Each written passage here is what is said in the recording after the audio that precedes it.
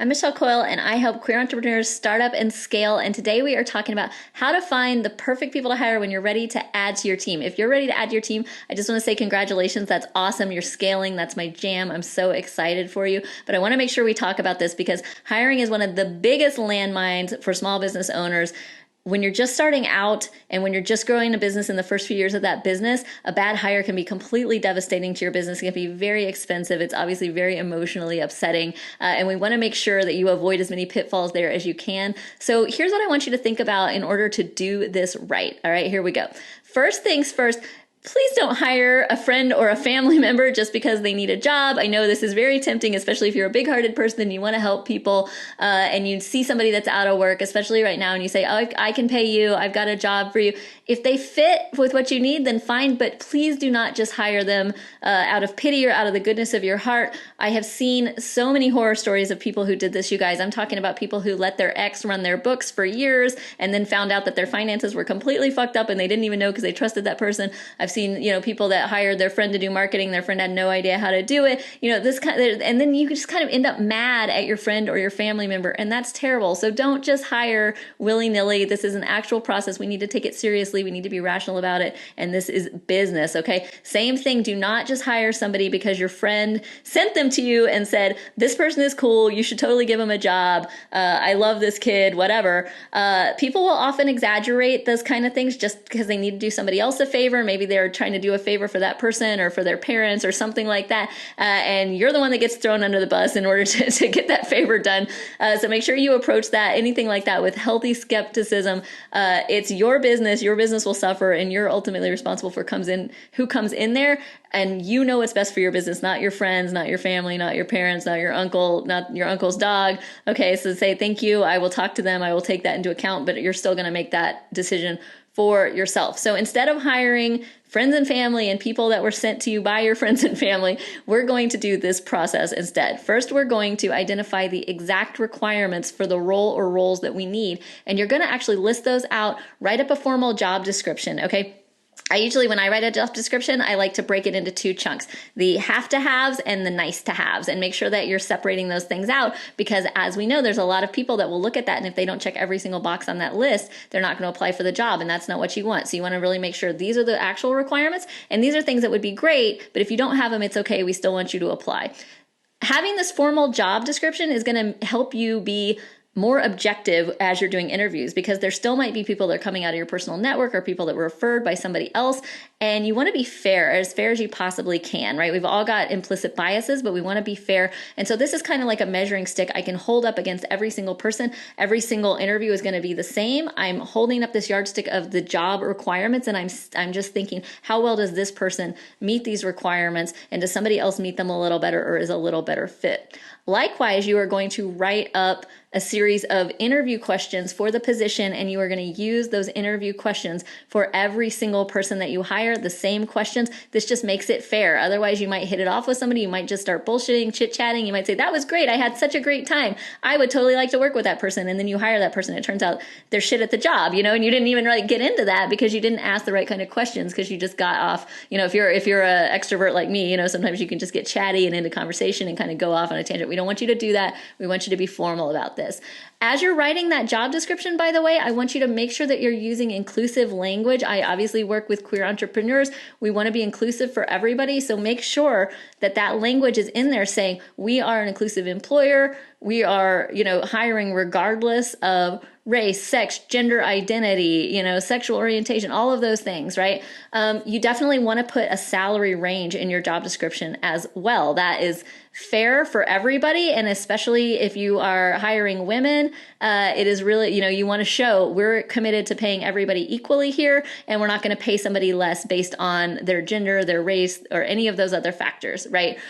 You want to distribute this as widely as possible too. Again, with being inclusive, with being fair, you want to cast a very wide net so that you're getting as many quality candidates from all over the place as you possibly can. And that way you can have lots of people to start to evaluate as objectively as you possibly can.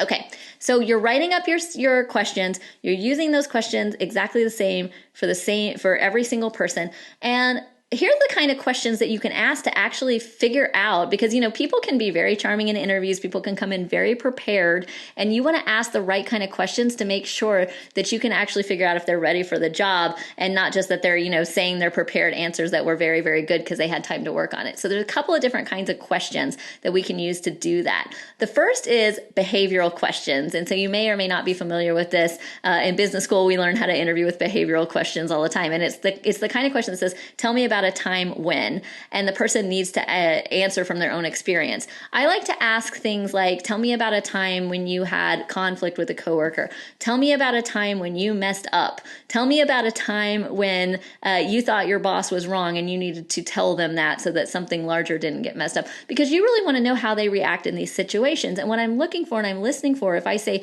tell me about a time when you screwed up, it's a red flag if somebody says, I've never messed anything up in my entire life. Or if they said, well, there was this one time that it kind of seemed like I messed up, but really it was this other person's fault and I really didn't mess up. It gets, you are able to kind of see better what kind of person you're talking to. Is this a person who takes responsibility for their actions? Is this a person who can admit when they were wrong? Is this a person who can say, yeah, I did screw up, but here's what I learned from it. And I'm really actually glad that happened now in hindsight, because now I know X, Y, and Z. And that's what I'm listening for when I ask that question. So take some time to craft those questions and say, here's the traits that are important to me. Here's what I'm looking for. If it's honesty, if it's integrity, if it's work ethic, responsibility, you know what I mean? Team spirit, and craft your behavioral questions. Tell me about a time when, to get to the heart of those type of matters. You can also use situational questions for your specific situation. And these are great, right? And so if you're hiring, let's say you're hiring a marketing person, and you could say, how, in this example, in this interview question, I have a $10,000 marketing budget per month, and I'm trying to sell, this new line of high-heeled shoes that I came up with. I'm just making shit up, right? What would you do? And just ask them exactly how you would approach the problem. This is a great time to take actual problems from your actual business and just put them in front of people and see what they would do. And be open-minded, by the way. It's not necessarily that I'm looking for them to say what I would do or what I think they should do, because I want to hire people smarter than me, right? They might come up with something that I never thought of, and it might be brilliant. I might say, that's amazing. This is who I want on the team, is somebody that can come up with ideas that I wouldn't have had myself. And I would not know that if I had not asked those situational questions, but I need to know how they're going to react to actual situations in my business.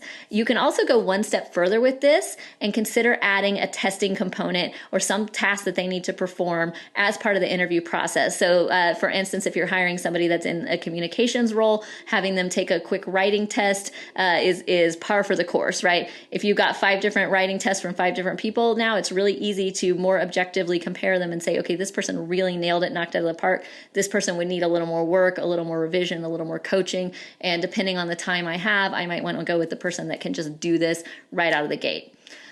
Part of this is I want you to make sure that you are interviewing enough people to be able to make this decision. So I'm going to suggest that you interview at least 3 to 5 people for every position, maybe even more. I mean, obviously, if you're starting to get to more than 10, it could be a little excessive. But at least 3 to 5 people is going to give you enough of a range that you have something to compare the other people to. And you're not just talking to 1 or 2 people and going, you seem good enough. Come on, I'm busy. And I know that seems silly, but as small business owners, we have so many things on our mind. We're so busy. Our capacity is so full that it's really tempting to shortcut this and just be like, you'll do, you're great, come on, this isn't rocket science, I'm sure you can do it. And then they get on, they can't do it. You've got a big problem on your hands. We want to avoid that at all costs. Another thing I want you to make sure that you're doing is to make sure that all the stakeholders on your team are involved in this process. So if it's just you, then you can ignore this. But if you already have a couple of other people on your team or a lot of other people on your team and you're thinking about hiring, you need to make sure that anybody that's on your leadership team is involved in the process. Especially if there's a person that is going to be managing the person that you're hiring and you're hiring for that person under them, they need to be intimately involved in that process. It's really not fair for you to just go hire somebody and then chunk them on your teammate and say, sorry, you got to manage this person that I hired without any of your input. That's a good way to build up a lot of resentment among some of your really key senior staff. So don't do that. Above all, the really most important thing to get across here is that I need you to take your time with the hiring process. I understand, especially if you've got a bleeding heart like I do, understand you're trying to help somebody out, you're trying to get them a job, they've been been unemployed or whatever, you want to rush it along, they want to rush it along, and you can feel pressured by that. But trust me, it's better for everybody in the long run if you just take a little time to date before you get married. If it's the type of job even where they can come in and work on a contract or do some projects for you first before you do a full-time offer, that's awesome. If that's not possible, go ahead and just take your time, do multiple interviews, have other people on your team that are involved, interview them either separately or together. I honestly really like to do this separately because sometimes somebody on my team will get a totally different take, totally different interaction than what I had. And then we can kind of, if that's true, if that happens, we both had a different impression, then we can do a next interview together. And then we can kind of work out, oh, here's what I saw and here's what I saw, and actually try to be a little more fair and objective about that. The slower you hire, the less you will have to fire. There is almost nothing worse in business and being a business owner than having to let people go. It's awful.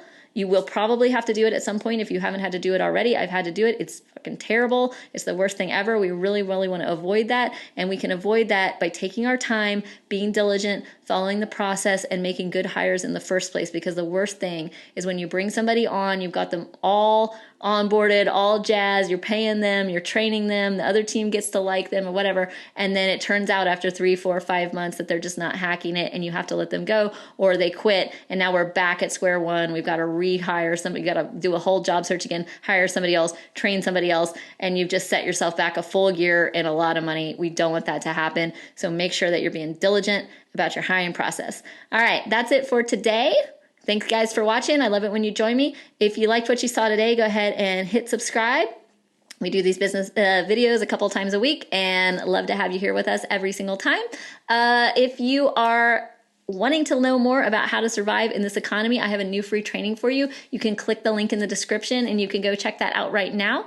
Listen, I know you can do this. I'm really excited to see what you do. As always, let me know in the comments what you thought of this. If you have input, if you have other questions, we'll try to address them in future videos. Always love to have a dialogue with you guys. Thanks so much for watching today. I know you can do this. Go out, let it shine, go get it, and we'll talk to you next time.